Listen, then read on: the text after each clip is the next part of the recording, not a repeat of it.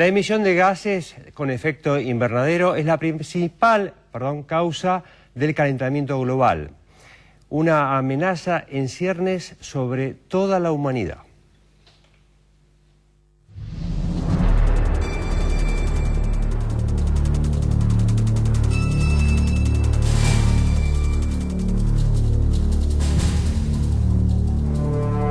El calentamiento global amenaza con hacer inhabitable nuestro planeta para el ser humano.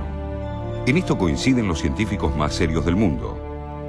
El fenómeno se debe a las altas emisiones a la atmósfera de gases de efecto invernadero, metano, vapor de agua, óxidos de nitrógeno, ozono, dióxido de carbono y clorofluorocarbonos. Este grupo de gases retiene el calor del suelo terrestre dentro de la atmósfera y evita que se libere en el espacio, provocando un incremento de la temperatura. El sector energético es el más pernicioso, con el 24% de las emanaciones de gases nocivos. La industria y el transporte son responsables del 14% respectivamente. Los edificios, con sus sistemas de calefacción y refrigeración, el 8%, y otras actividades, el 5%. El tercio restante corresponde al uso del suelo, donde la deforestación, la agricultura y los residuos constituyen las principales fuentes de contaminación. Es evidente que para poder controlar o atenuar esta situación es fundamental atacar las causas de fondo. Según los estudios, no alcanza con abordar los efectos, sino que es fundamental reducir las emisiones, cambiando los patrones de producción y consumo. Esta solución de fondo no es abordada con la seriedad que se merece en una sociedad donde la industrialización para la producción y consumo de mercancías es la columna vertebral del sistema económico.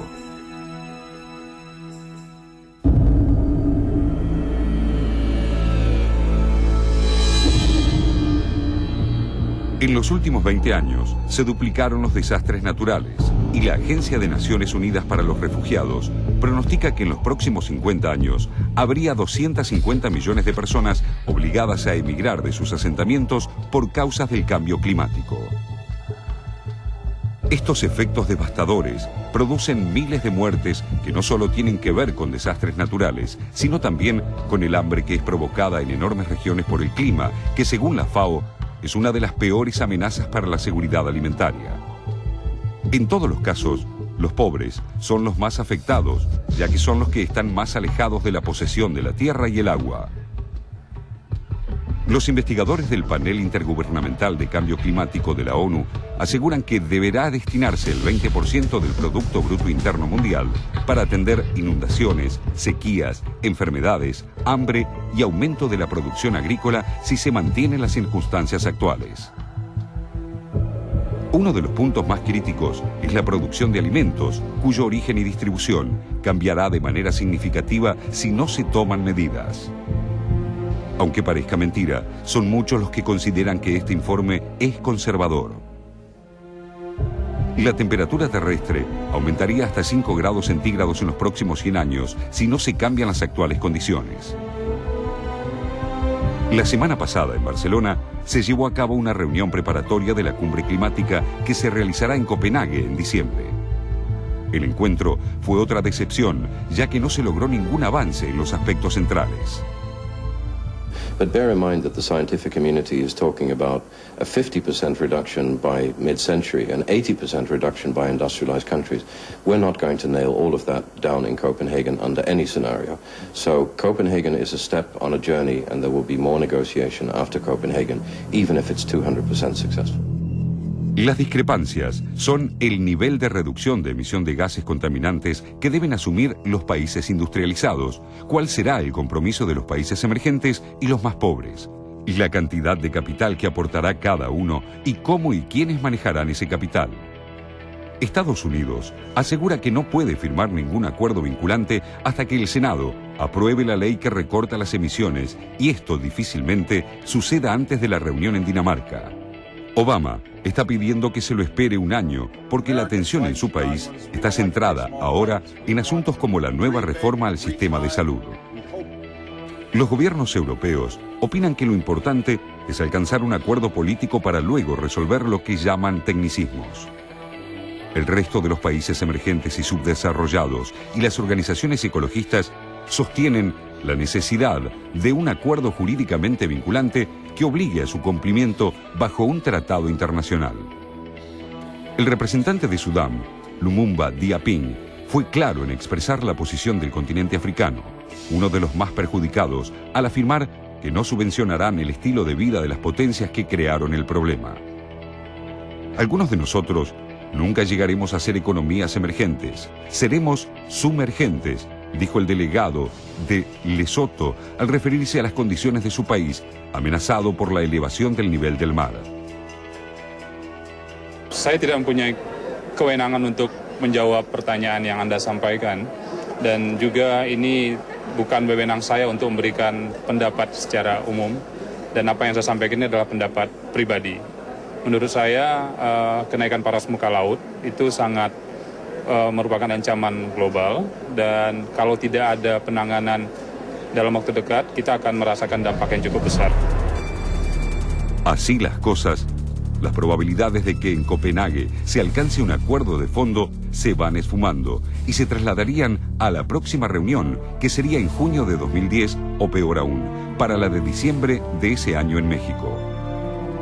Para hacer el panorama más desalentador, es sorprendente que en ninguna de estas cumbres se hable acerca de la manipulación del clima que realizan de manera abierta o embosada países como Estados Unidos, Rusia y China, y menos aún de los experimentos como el programa de investigación de aurora activa de alta frecuencia y el Sura en Rusia, que fueron denunciados como investigaciones para manipular el medio ambiente con fines militares, disimulados como estudios científicos de la ionosfera. Como se ve, para Estados Unidos y Europa, el problema es económico y tiene importancia geopolítica. Para los países más pobres, es además un problema de supervivencia.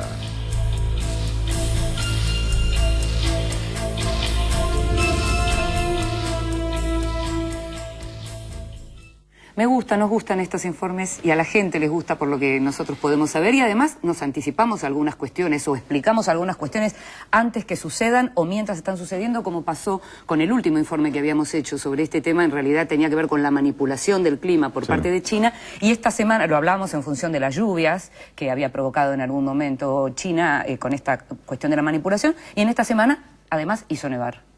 Tal cual. Que puede resultar muy simpático, pero en su momento vimos los efectos de esto también, ¿no? Sí, y comentábamos fuera de aire el tema de que estas cosas que resultan simpáticas o que parecen grandes soluciones, la tecnología cómo avanza, qué bueno que es esto, y no se tiene conciencia, me parece realmente, ni a nivel popular, ni conciencia a nivel, me parece, muchas veces de funcionarios o gente que uno supone que debería conocer. Estatal, conciencia estatal. Conciencia estatal, conciencia de críticos, te diría del periodismo inclusive, que no se ocupa demasiado de estos temas. Bueno, estas son las cosas que nos gustan de estos informes, que nos permite avanzar sobre temas que normalmente no se tratan. Y temas sobre los cuales indudablemente todavía son mucho más los interrogantes que lo que se puede plantear como soluciones concretas a los problemas. Fíjate vos, el tema, analizando un poquito el tema de cómo se está tratando este tema del calentamiento global, donde lo que se discute, por un lado, es cómo se reduce la emisión de gases, y todo el mundo dice, bueno, en esto son absolutamente escépticos, se puede avanzar muy poco, no se va a lograr nada, ni siquiera en las cumbres que están planteadas para adelante. Si se habla del tema, bueno, ¿qué se hace con los países que están más retrasados? Bueno, vamos a ver cómo los ayudamos con la financiación para que esos países, los más atrasados, hagan algún plan de reducción de emisión de gases, como si fueran los responsables, como si ahí estuviera el eje.